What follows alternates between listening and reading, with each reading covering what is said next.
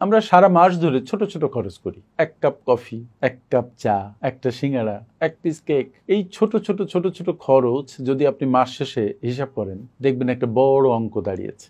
তার মানে কি এই যে আমরা আনন্দ ভুলে গিয়ে শুধু টাকা জমাবো, 1 কাপ কফিও খাবো না? বিষয়টা সেখানে নয়। অবশ্যই আপনি কফি খাবেন, সিঙ্গারা খাবেন, ছোট ছোট আনন্দ করবেন, খরচ করবেন, কিন্তু প্রতিটা ক্ষেত্রে বুঝে শুনে করবেন। আপনি যেন অযাচিত খরচের মোহে পড়বেন না। 1 কাপ কফি আপনি যদি বাসায় খান, যে খরচ পড়বে তার 8-10 গুণ বেশি খরচ পড়বে একটা ব্র্যান্ডেড কফি শপে। সুতরাং আপনাকে বুঝতে হবে যে আপনি খরচটা কোথায় করবেন, কি পারপাজে করবেন। আমার লেখা এই বই আমি কি 1 কাপ কফিও খাবো না, এই বই আপনাকে শিখাবে যে কিভাবে কফিও খাবেন, খরচও কম রাখবেন, সঞ্চয় করবেন, আবার জীবনকে উপভোগও করবেন, জীবনকে সুন্দর রাখবেন। তাই দেরি না করে আমি কি 1 কাপ কফিও খাবো না বইটি অর্ডার করুন, পড়ুন, নিজের আর্থিক জীবনকে সুশৃঙ্খল করুন, সমৃদ্ধ করুন এবং ভবিষ্যৎকে সুনিশ্চিত করুন। Thank you.